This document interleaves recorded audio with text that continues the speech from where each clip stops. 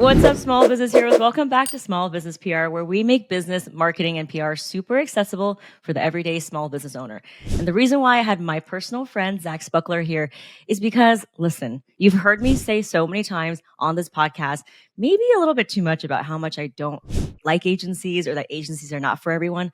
Well, today I actually have an owner of an agency who has actually worked for over 10 years, spent millions and millions of dollars on ads with clients, worked with hundreds of clients to tell you what you should and shouldn't do if you are thinking about hiring an agency. So welcome to the show, Zach. Hey, Gloria, thank you so much for having me. I'm so excited to be here. So I think a lot of people might be a little bit like, why is she having someone who is an ads agency? Because I'm always like, quote unquote, hating on them. But I think this conversation will be super illuminating because I think it's not like it could be all those things. You could have an agency, but go into it with the right expectations without spending a lot of money. So I think I first want to introduce you. Can you tell us a little bit about your experience before we kind of get into the do's and don'ts of hiring an agency? Absolutely. So thank you so much for having me. My name is Zach Spuckler. Our company is Heart, Soul, and Hustle, and we're a small Facebook and Instagram ads agency and education company. So we have an arm of our business where we run ads for people, agency, and then we have an arm of our business where for people who aren't quite ready for an agency but know they want to be advertising, can tap into a membership model that we use.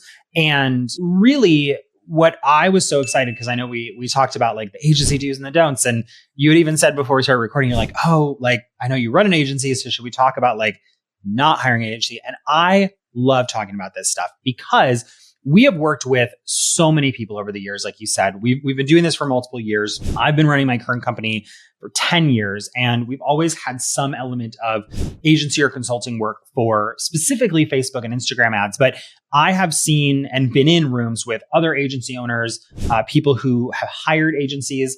A lot of people come to me and say, you're not the first agency we've thought about hiring, or we've worked with an agency before and it didn't work. And I think there's such a powerful conversation to be had about agencies are, in my opinion, neither good or bad. They're a tool.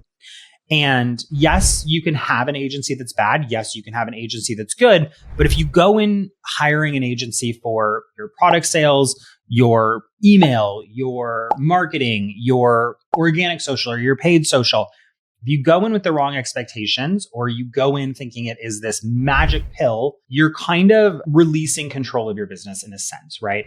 And so I've been doing this for, like I said, for 10 years. We have, hundreds of people in our membership, hundreds of people we work with as clients. And I know we're going to talk about this, but I always tell people your agency is there to amplify what you're doing. And so we say that especially because we're an ad agency. We have a running thing that we say, which is like ads amplify. They amplify what's working and they amplify what's not working. And agencies are very similar in a sense that you have to know what you're getting into. A lot of agencies, if I can be blunt, are great at sales and not great at deliverability, or delivery, I should say. And that's really common. And so what we will talk about today, I know because we set the expectations before we started, is we're going to talk a little bit about agency red flags. But I just want to encourage you that like I am an agency owner who loves having the agency. We max out at about 10 clients as of right now. We're very boutique style. And we also know that we can't solve everyone's problem, and we turn people away and we tell people no. And we have, a waiting list, and we don't overextend ourselves. But there's things that you can be asking in the process if you think you're at the point for an agency, to really make sure you get the right people in your corner. And so I know we're going to talk also about like, what should your agency be doing? And it's going to be a really fun conversation. So that's a little about me, a little about my philosophy on agencies. Love them, hate them. I think they have a place. They're just a tool. And when you understand, just like if you were to buy, and I'm not a handy person, so this might be totally wrong, but like, just if you were to buy a socket wrench, you wouldn't just go, I need a socket wrench. It will solve all my problems. You would need to know what size socket wrench you need. You'd need to know what fitting to use. You'd need to know what you're trying to build, right? You have to have this big picture conversation about, yes, it's a tool, and what job is this tool best suited for? Ooh, you said so much there. I mean, that in and of itself is like a full thing, but let's unpack that a little bit. You said that they are Sure. neither good or bad and they amplify what's working or they can amplify Yes. what's not working. So I think a lot of times we do as business owners, we throw our hands in the air and we're like, this is so overwhelming because we're not marketers. So we want to pay someone, whether it's a PR marketing agency, to solve all of our problems. So you're saying stop, like don't do that. So are you saying Yes. that we should only think about working with an agency when we have a certain proven offer and a reputable, like a repeatable way to get clients without Mm. an agency? Yes. So in short, yes. And my longer answer is you do not want to relinquish the control of your decisions to someone else because it's not working. Right. And so this is very common. We see this with entrepreneurs at every level, whether you've been doing this for 10 years or 1 year, whether you sell a widget or a service. How often, I see this especially with people who sell multiple products or variations of products, soap makers, candle makers, especially hand makers will go, what do you think of this idea? And that feels very like simple at its face value, right? The problem with this question, and I promise this is related to the agency, but the problem with this question is often it's asked to the wrong people. And so let's just use a really specific example. Let's say we know Bob, he sells soap. He's making this new brand and he asks his mom, who has never bought soap from him. She loves his products, maybe. He gives them to her. She's never paid him. She's never gone through a formal customer process. She's someone who knows him. And he says, I'm going to make Halloween soap. And she says, oh my gosh, I love it. Great idea. Well, he makes all this soap. Well, then it turns out he didn't know this, but his target market actually really wants very specific Halloween themed Bath and Body Works stuff, right? And it's not to say that Bath and Body Works is better or worse than a small business. That's a whole can of worms we can get into. But it's like maybe your target market doesn't shop online for this season. They like to go. They want to touch. They want to feel. They want to smell. They want a specific scent that they've been buying every year. And so in that exact same vein, what I like to tell people is your agency does not know you, your business, or your customers the way you do. Can you build a relationship where they do? Absolutely. But when you get on the phone with an agency for a sales call or a sign-up call or an onboarding call, they don't know your people the way you know your people. And so when you are asking an agency, what should we do? I argue that you're having that same conversation. You're basically asking your mom, what do we do? The argument that we validate in our head is, yeah, but these people are experts. Right? They know what they're doing. They know what's best for me.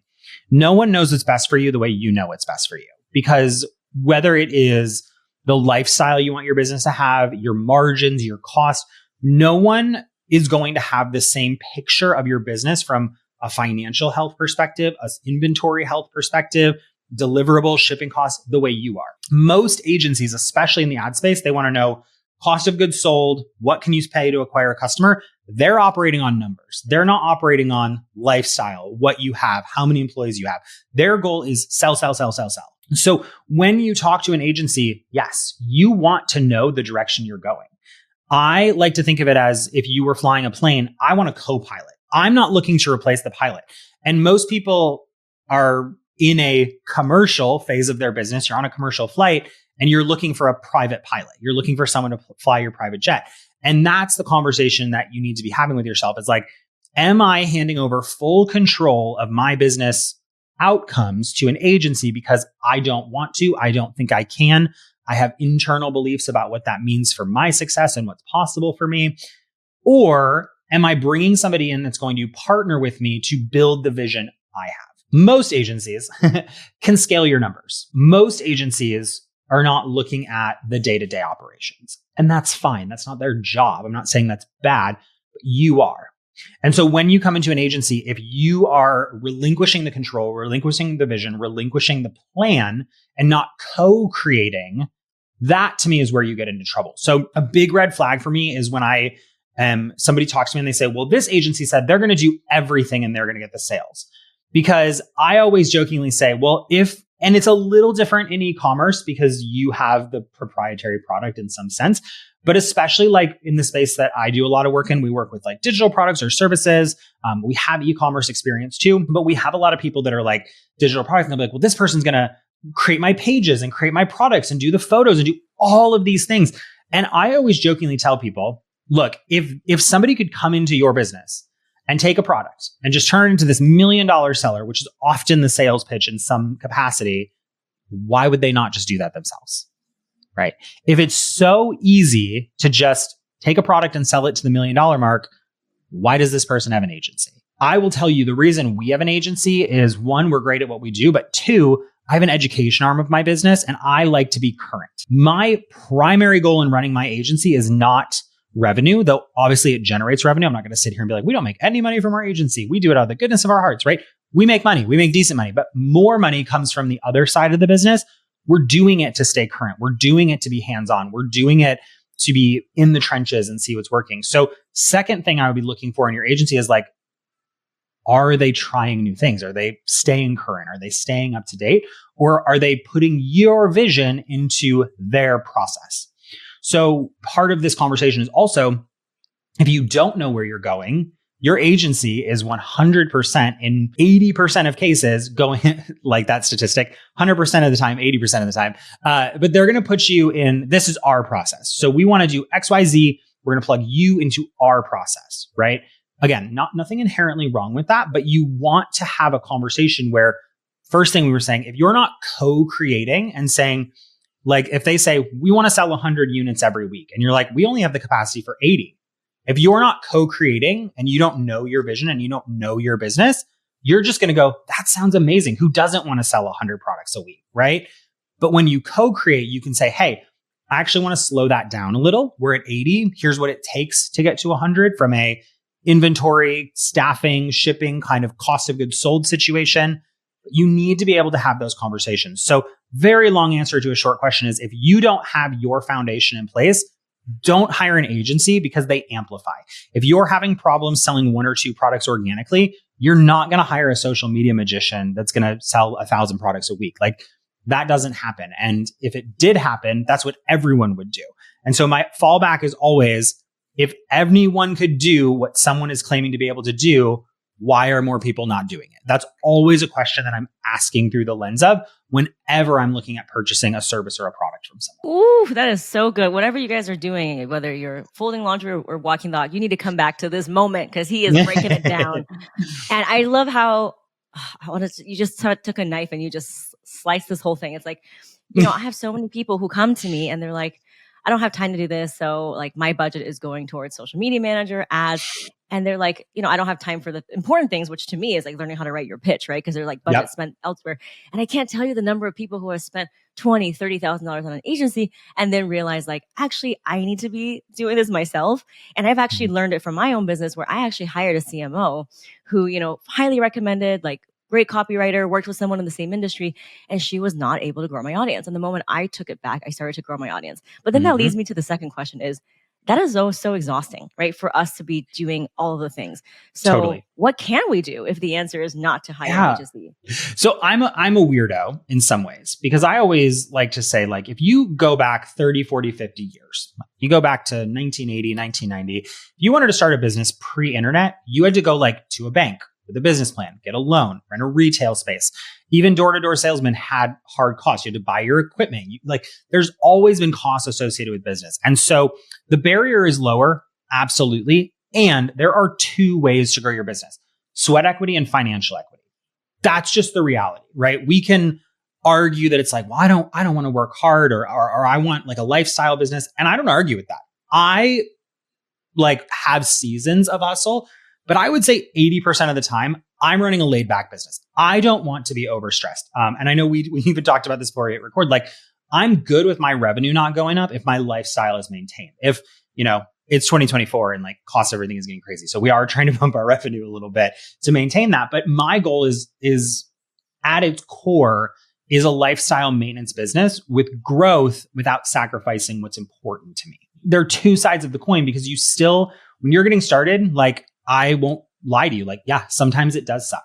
And I think sometimes we gravitate towards what we want to hear, especially if you are in the online marketing space, is like, let it be easy, let it flow. It's like, listen, we used to have an e-commerce business where we sold candles. There was nothing easy about being in the basement 4 days a week, packing 2 days a week, processing orders, putting shipping labels on. Like, that sucked. I'm not going to lie. Like, part of it is because that was not an aligned business for me. But part of it is because Sometimes we do stuff that sucks. That's the name of running a business. We get to trade off that 20 to 30% of time where it's not glamorous. It's not fun. It is heavy.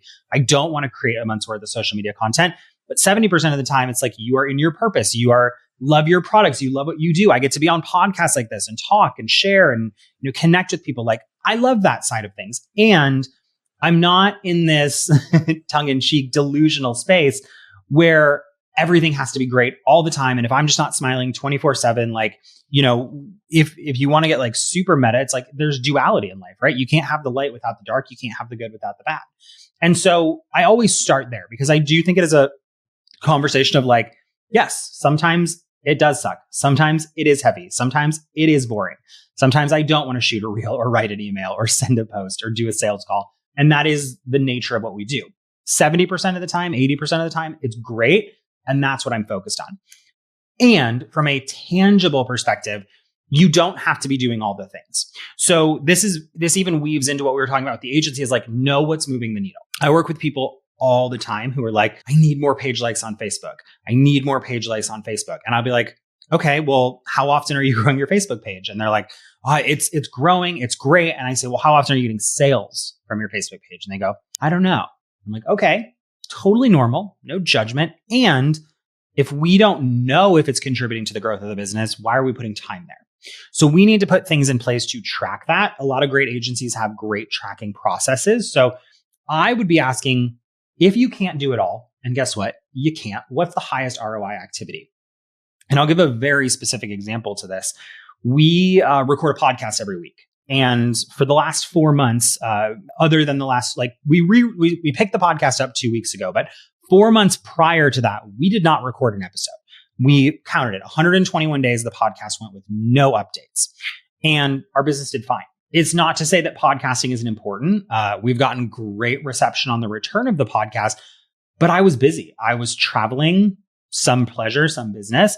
I had a lot going on. We were releasing new programs and products.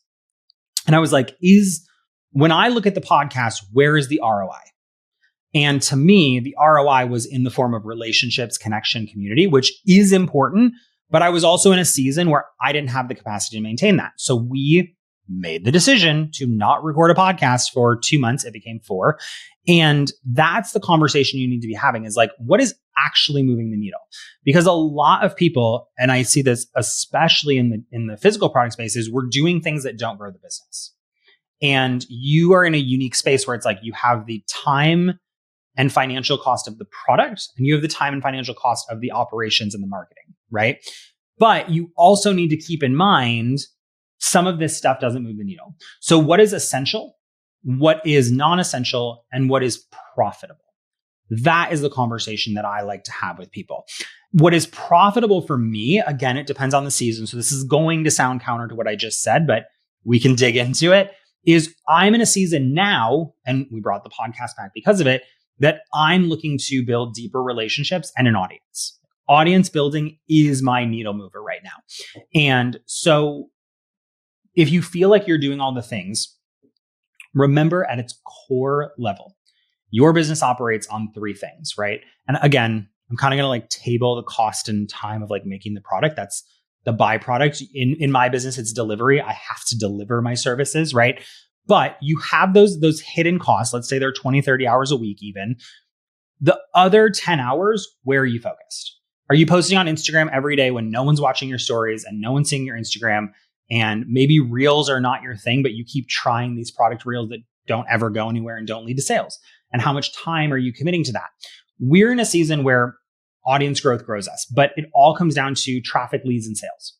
How do I get more traffic to my products? How do I get more people giving me their information so I can follow up with them and build a relationship? And how do I convert them to products? So when I'm in a space where I say, I don't know what to do, I go back to the foundational element and I say, how do I get more traffic, leads, or sales? So for us right now, more traffic is through ads, more leads is through ads, and more sales is through our promotions. And so that's why we're in this season where I'm trying to build a relationship with traffic. So we brought the podcast back. I'm converting people to leads. We increased our ads budget, and I'm trying to convert people to a product. So we're going into a promotion at the end of September. When you look at it that way, it's not a conversation of how do I do all the things? It's a conversation of what moves the needle. What Yes. actually gets me more people to my website at the top level, more people to give me their name and information, because email marketing is huge, especially in e-commerce, and what gives people the push over the edge to buy. That's where I'm having the conversation.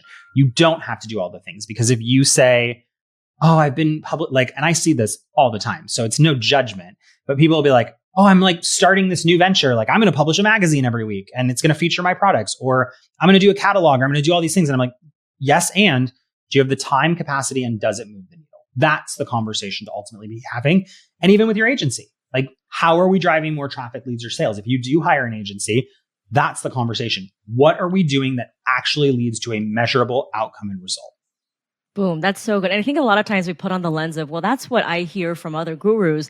You need to grow your page. And so you spend all your money on Instagram, but those might not even be your actual buyers, right? Like, 100%. you actually don't have a big following, but you've made millions upon millions upon millions. And a lot of the titans in the industry who are not the loudest in the voices, in the echo chamber, they have the most profitable businesses.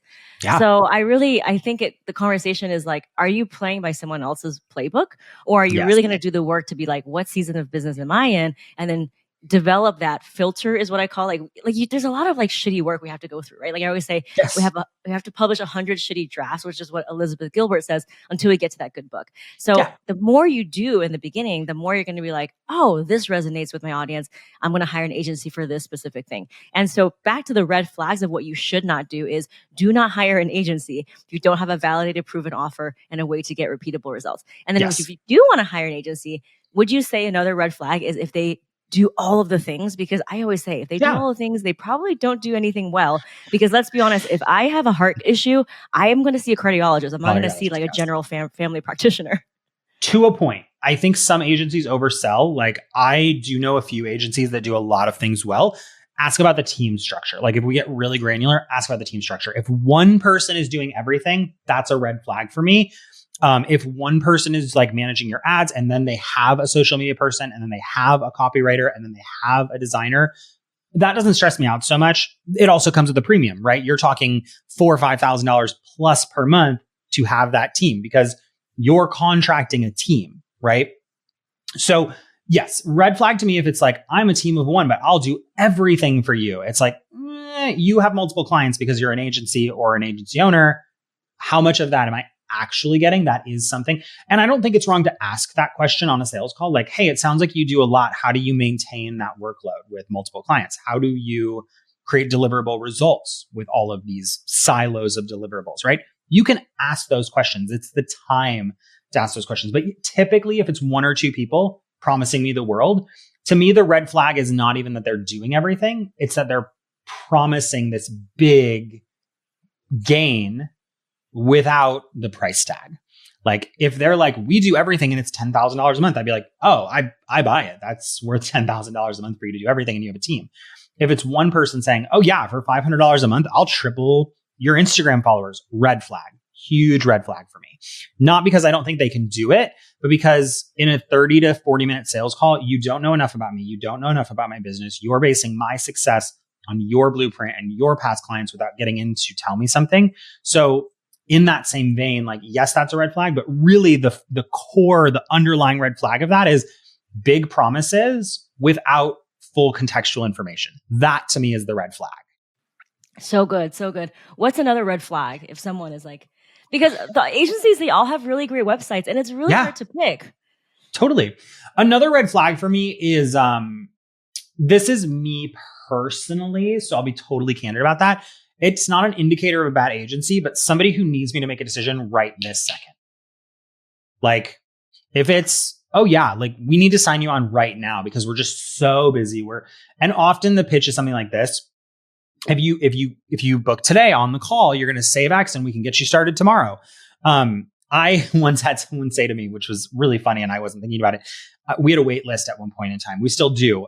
We're booked out till about October right now. It's 1st of September or 4th of September. We're booked out till about October 30th. And somebody was like, "Can I hire you to start tomorrow?" And I was like, "I'm sorry, we're booked out till at that time mid-October." And she was like, "That actually makes me feel better because good people are booked." And I was like, I never thought about that. So when someone says to me, like, we can start right now, if you make the decision right this moment, it says to me, sure, they could be expanding. Yeah, they might have team, but it says to me, one, it's a high pressure situation. I don't want to make an influential business decision in a high pressure situation. I personally want to think about it. Sometimes I will sign on a call. Sometimes I won't for services and people. But I want that to be my decision, not theirs. And then the second thing is if they are like, we can do it right now, right now, right now. Like front end urgency often in my experience does not equate to back end urgency. If they're quick to sign you, they're often slow to deliver. Again, sweeping generalization. I'm not saying this is everybody, but when we were talking about a team of one or two people who are like, what do we need to do to get you in right now? That is my least favorite question. When someone says to me, that is a red flag for me. When someone says, what would it take for you to sign up today? I'm like, nothing, because you're not hearing me. If we've gotten to the point of that question, when I said, I need to sit with this, I need to crunch my numbers, I need to meet with my team, and you say, well, what would it take to get you to sign up today? It would take an active listener, and you're not doing that. So for me, it's a no now. Right. And again, that is me personally. Some people are fine with high pressure sales and can handle themselves just fine. I'm somebody who caves really easy. So if I don't set those boundaries going in, I will say yes to someone I don't want to work with. That's me personally. I'm like, at my core, I'm a pushover. I'm working on it, but that's who I am. So to me, that's a red flag. When somebody's trying to push me into a contract quickly and efficiently and promising me all these things, that's a red flag. And these contracts are not cheap. So it's like, because it's like, for a PR agency, it's like 6 months at $5,000. Like they don't really need to deliver because they have you locked in. And so they have you locked in. And often you're talking to a salesperson, which again is not an inherently bad thing, but your sales professional, the person you talk to for a lot of agencies, especially if the agency has over 20 clients, they typically have a salesperson. When you're talking to a salesperson, their job is not to get you results. Their job is to earn a commission. And if you think through that lens, again, I'm not saying it's bad. I'm not saying the model is broken, but I am saying think critically. Like if this person trying to sign me right now on this day at this time, there's a reason. And often, as humans, we are biologically, physiologically, psychologically wired to make sure we are safe first. In most cases, that's what that person's doing. They're trying to get their commission. And again, doesn't mean the agency is bad, doesn't mean the product is bad, but it is a lens to operate through.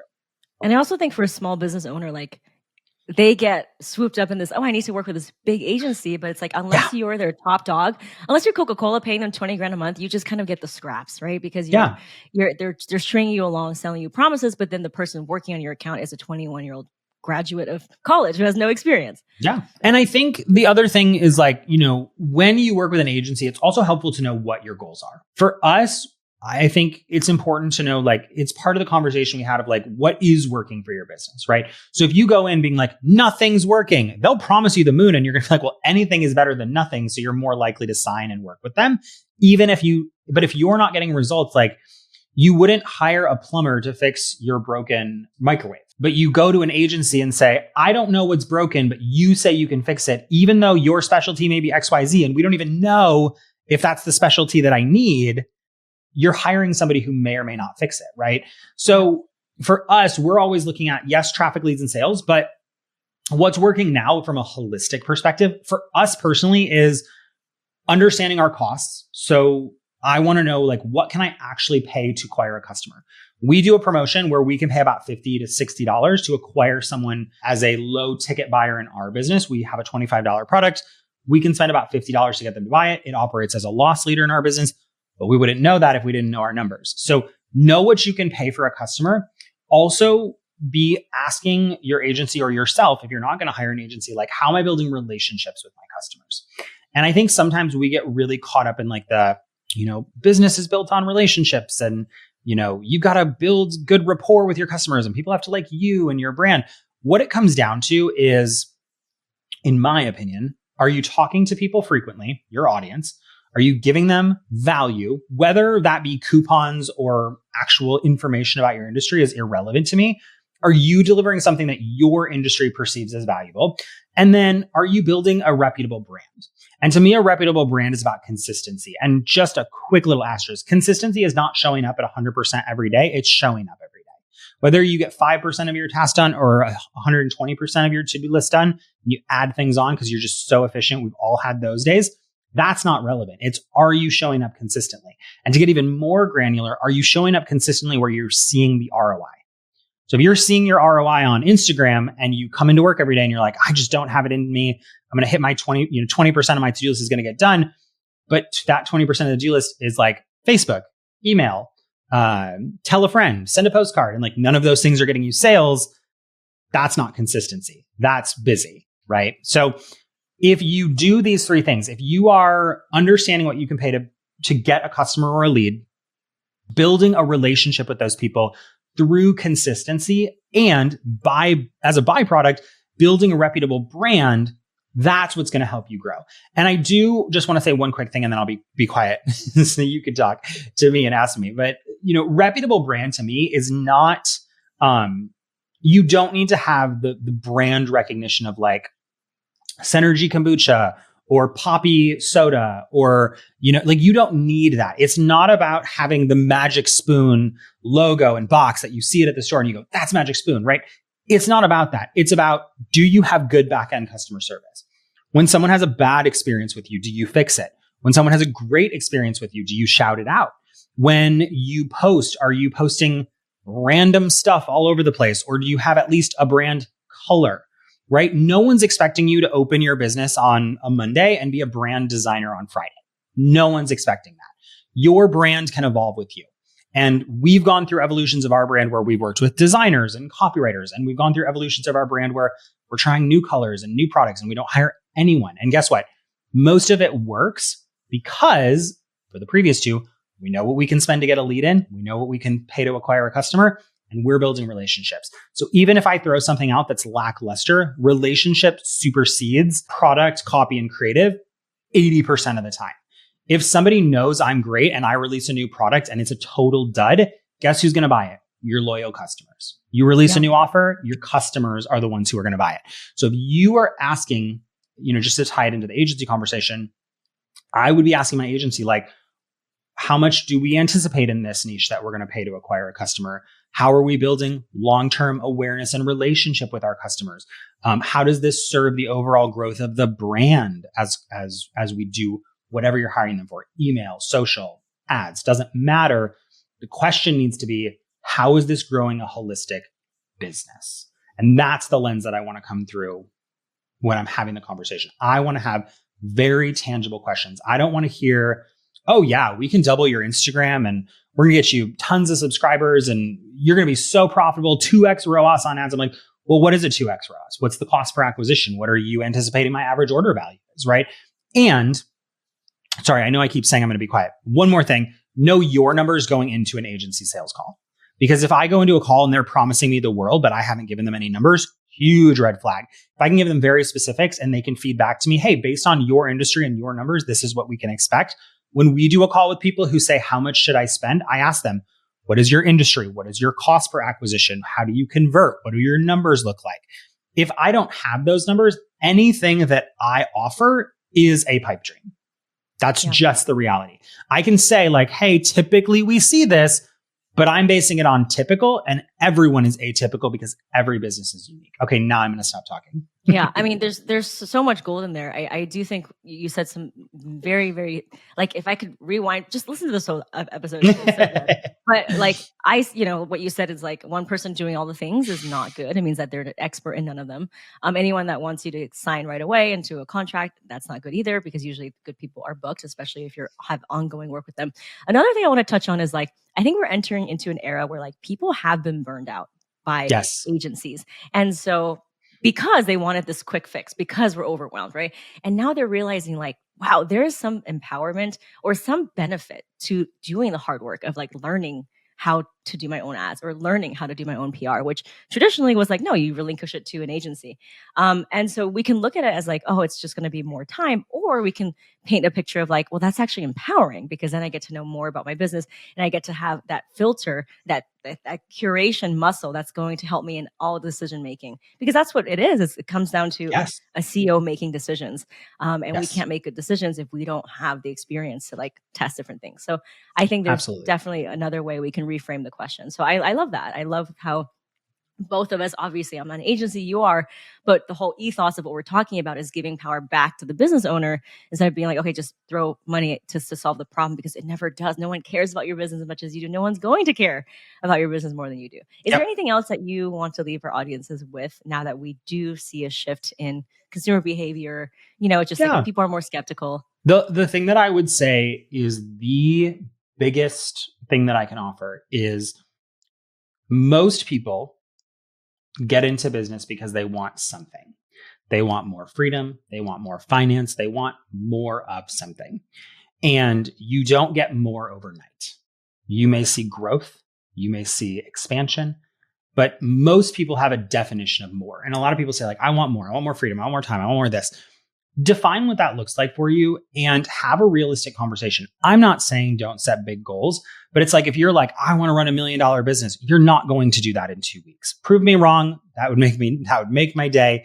But most people are not going to start $1 million brand in 2 weeks. And yet we consider our decisions through the lens of, yeah, but I want to be $1 million business. And it's like, yes. And you also have to have the conversation of where are you now and where does that take you? Because for most people, $1 million brand is a multi-year commitment. Great. Knowing that, you're in a marathon, not a sprint. And you don't have to make these split-second game time decisions. And a lot of business owners I work with, everything feels like a split-second game time decision, right? Whether you post on Instagram or not, it's not going to make or break you. Whether you hire the agency or not, it's not going to make or break you. Most decisions are not as big deal as you think, whether it's a yes or a no. And ultimately, knowing that you're in the marathon, you get to play the long game. So treat your first customer like they're going to be here for 10 years. Treat your 10th customer like they're going to be here for 10 years. Build relationships and play the long game. Be a good person. Have a good company. Create great products. And if you just lean into that, I'm not saying that good products will sell without good marketing. What I am saying is good marketing will not outperform bad customer experience and bad product, right? Eventually that will catch up to you. So focus on what you can control and play the long game. You don't have to be the marketer who has every viral reel or reel go viral every time you post. But you do have to post a reel to go viral.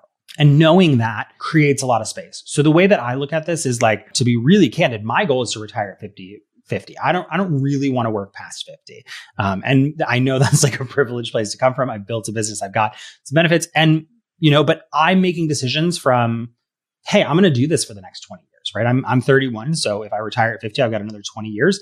I'm not making decisions from what makes me $1,000 tomorrow. I'm making decisions from, I'm going to be doing this in 15 years. What sets us up for success for 15 more years?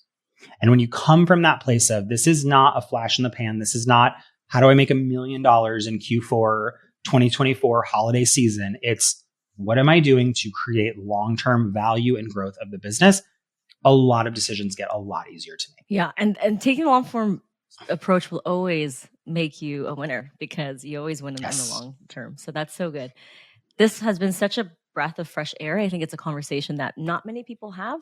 And I'm so glad that to have this conversation with someone who actually is an agency owner instead of just me talking about the things. You've given us so much to think about when we think about agencies, how to reframe our relationship working with one, when to hire one. And it's been so honest and authentic. And that's why, we're friends, because we're really about supporting this everyday small business. How can people find you and learn more about you? Yeah, if you want to find out more, you can follow me over on Instagram at Zach Spuckler, ZachSpuckler. Or you can visit my website, heartsoulhustle.com, and check anything out there. Check out his ads bootcamp. It's amazing. Thank you. Thank you.